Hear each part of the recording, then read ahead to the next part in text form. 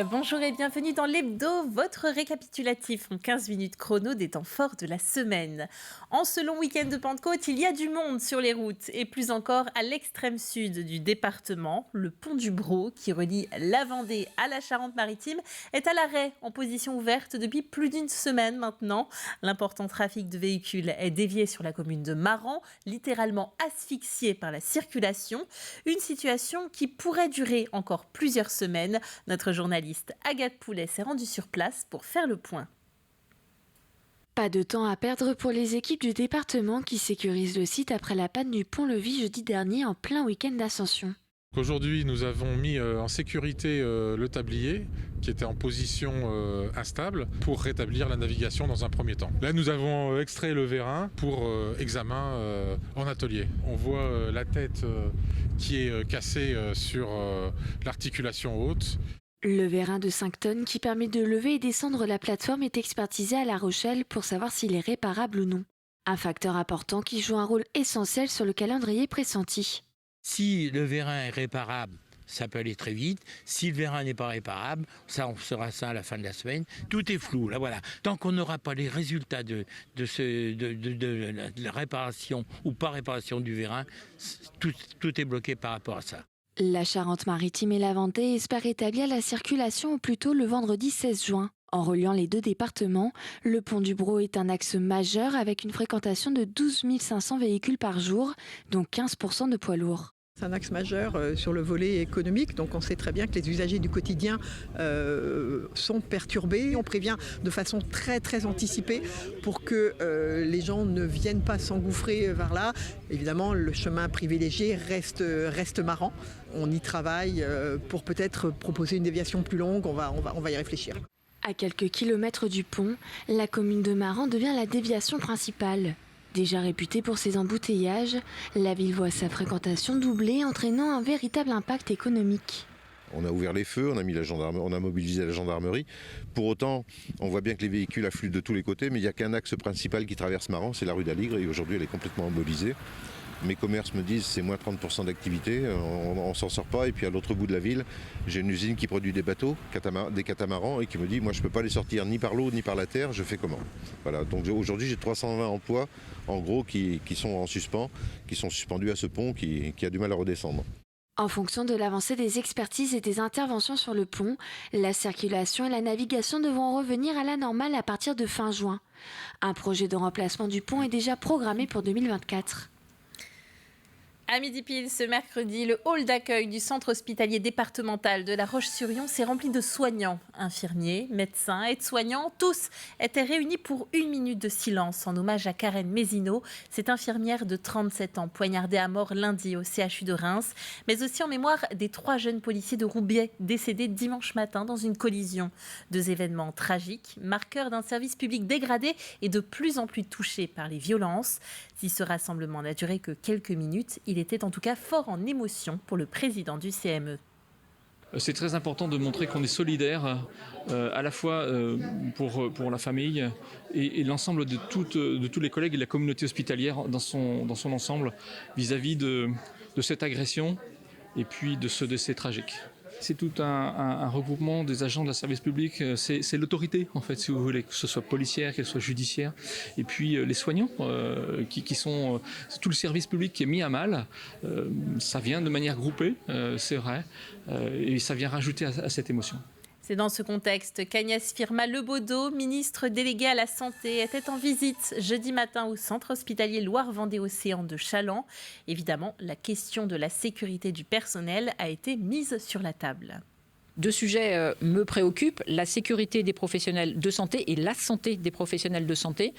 Dans quelques jours maintenant, une mission que j'ai lancée au mois de février me portera les conclusions. Il y a eu plus de 450 propositions faites par tous les acteurs que nous avons auditionnés et nous ferons des propositions pour apporter des réponses, à la fois des réponses qui permettent de répondre dans le temps court, mais aussi il y a des réponses du temps long. Nous savons que c'est un sujet, même si l'actualité dramatique nous amène à réagir. Je crois qu'il ne faut pas réagir à chaud. Et en tout cas, ce dossier, nous l'avons bien sûr pris depuis plusieurs mois. Ni syndicat présent, ni protestation, ni annonce non plus. Une simple visite de courtoisie dans un établissement qui va plutôt bien par rapport à ses voisins de Fontenay-le-Comte ou Montaigu-Vendée. Le personnel a besoin d'écoute, il est vrai, et la visite d'un ministre constitue une réponse aux attentes de nos personnels. Maintenant, les réponses doivent être données dans le temps. Nous avons beaucoup de projets, mais ces projets sont portés par des équipes tellement motivées que nous n'avons pas de doute que ces projets soient mis en œuvre. La situation qui reste compliquée toutefois depuis la mise en place du plafonnement de la rémunération des intérimaires. Nouvel exemple du côté de Fontenay-le-Comte où les urgences seront une fois de plus fermées pendant 24 heures à partir de samedi matin 8h30 et puis dans la nuit de lundi à mardi. Les participants à la première journée de la mini-entreprise du collège Saint-Pierre-des-Sarts-en-Bocage n'ont pas manqué d'idées. Minuteur pour la douche ou table de jeu au restaurant par exemple, des idées qu'ils ont pu développer accompagnées par des entrepreneurs du territoire qui ont accepté de jouer les mentors. Un premier pas vers la création d'entreprises filmé par la caméra d'Alix Lanos. Quelle action de communication, quelle stratégie vous allez mettre en place ?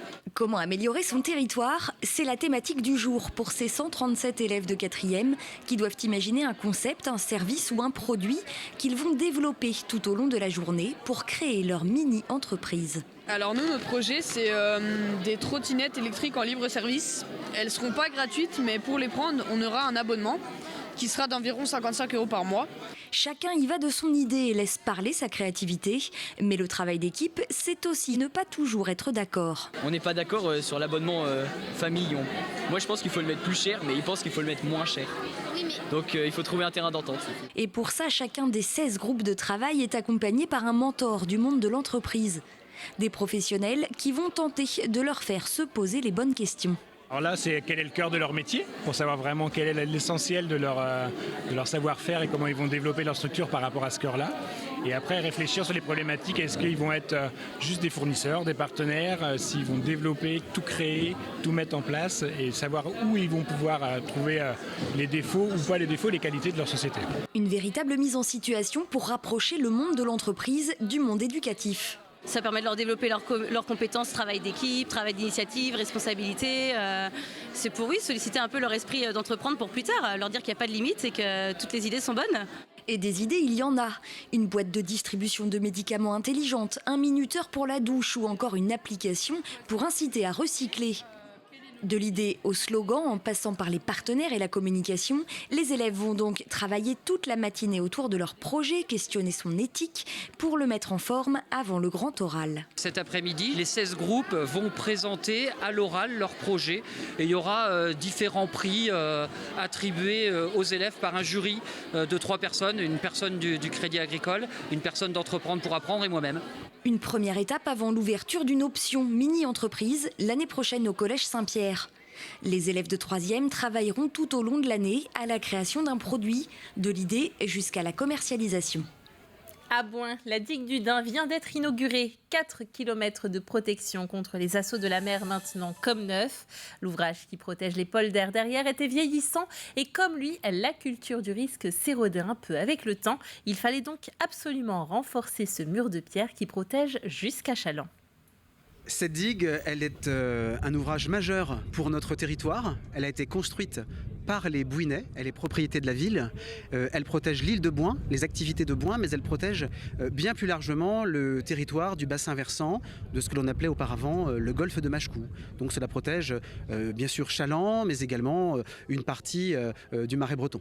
Alors, se protéger de tout risque, nul n'est prophète en son pays, mais compte tenu du niveau d'aléa connu et des travaux qui ont été effectués, on peut imaginer qu'il faudrait effectivement une grosse tempête pour pouvoir passer par-dessus. Maintenant, c'est un aléa qui est possible, mais n'oublions pas que la mer, elle peut passer, mais elle repart après. Et c'est l'ADN des Bouinais, c'est se reconstruire. Donc on l'a fait, le dernier raz-de-marée majeur, c'était 41. Une partie de Bouin a été noyée et les Bouinais, pugnaces, opiniâtres, se sont reconstruits, ont rebâti leurs digues. Difficile de ne pas faire allusion à Xynthia lorsque l'on évoque ces digues. Celle du Dain part du sud du port du Bec, dans lequel les bateaux s'étaient renversés dans la nuit du 27 au 28 février 2010. Elle court jusqu'au port des Champs à Bouin. Cette tempête ne fut pas la première, nous l'avons entendu, et elle n'est sans doute pas la dernière, d'où une vigilance permanente quant à son état. Xynthia a fait prendre conscience d'une chose, c'est que le danger était réel et qu'il pouvait y avoir des personnes qui y laissaient leur vie, ce qui n'était pas le cas précédemment. Donc je crois que Xynthia a vraiment marqué à travers ce drame épouvantable un avant et un après. Il y a une césure, mais oui, depuis longtemps, on a évoqué également 1940, 1937, etc. Enfin, on a retravaillé sur la mémoire de la mer et depuis de tout temps, finalement, les hommes ont dû lutter face à ces questions-là et ça n'est pas un phénomène proprement nouveau, mais il prend une ampleur et surtout une intensité de plus en plus conséquente. On sait aujourd'hui qu'on n'arrivera pas éternellement de toute façon à se protéger. En tous les cas, il faut remettre l'ouvrage sur le métier en permanence, ça c'est sûr. Et en parlant de Xynthia, vous pouvez retrouver chez nos confrères de France 3 le replay d'un documentaire consacré au sujet. Tempête Xynthia, l'avertissement, c'est sur france-tv-info.fr. On prend à présent la direction des Sables d'Olonne pour en apprendre plus sur ce chantier que vous n'avez pas manqué de voir à l'entrée de la ville. De gigantesques conduites en acier destinées à remplacer les canalisations d'eau potable. Datées des années 70, ces dernières montraient quelques signes de vétusté. Rappelons que l'eau potable acheminée sur la ville provient notamment de Finfarine ou de Champ-Saint-Père. Le chantier mené par Vendéo coûte 8 millions d'euros. Il est pensé pour limiter les nuisances. La particularité de ce chantier est en fait d'éviter la gêne pour la circulation qui est importante à l'entrée de l'agglomération des Sables d'Olonne et qui plus est en période estivale. Et de façon à éviter des traversées de route, nous allons réaliser des fonçages horizontaux, c'est-à-dire que nous allons passer sous la voie par un système de canalisation qui vient sous la voie sans perturber la circulation. Ce chantier a démarré il y a environ 1 mois et demi, donc au mois d'avril, et va se prolonger sur 8 mois pour une mise en distribution eau potable sur la fin de l'année 2023. Aucune différence pour les Sablais et les Sablaises, si ce n'est que l'avenir est assuré puisque la nouvelle canalisation est prévue pour une durée de 40 années. Et donc le système de pause aujourd'hui fait que demain, nous pourrons changer la canalisation sans de nouveau réaliser des travaux de ce type d'importance. La ville des Sables d'Olonne, c'est 46 000 habitants l'hiver et c'est jusqu'à 250 000 l'été en période de pointe. Et c'est donc une ville qui accueille beaucoup de monde et qui n'a pas de réserve d'eau et qui n'a pas de ressources en eau propre. L'eau potable qui est consommée aux Sables d'Olonne, elle vient de la solidarité des Vendéens. Elle vient de Finfarine, à Poiroux.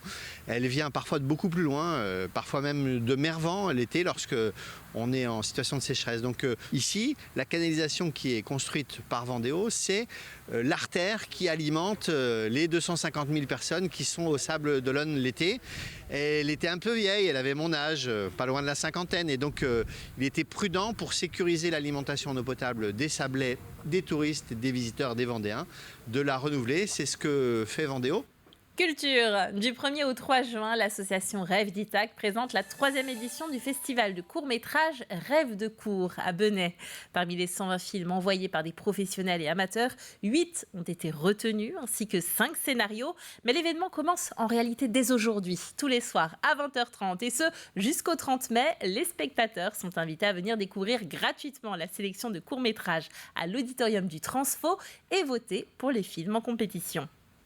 L'idée du festival, c'était de proposer au grand public et aux jeunes des courts-métrages d'auteurs émergents notamment et des scénarios parce que ça nous paraissait important d'avoir les deux. On ne met pas souvent en avant les scénaristes et on voulait présenter au grand public ces jeunes auteurs, leurs projets en devenir au travers du scénario ou des courts-métrages francophones qui viennent de France entière ou de pays francophones comme la Belgique cette année puisqu'on a aussi un film belge en compétition. On a toujours souhaité impliquer les jeunes, donc on a les collégiens de Benay, on a des lycéens de Fontenay-le-Comte, on les fait travailler tout au long de l'année sur le festival, sur les lectures de scénarios. Il y a un prix des jeunes qui est décerné pour le meilleur scénario et pour le meilleur court-métrage.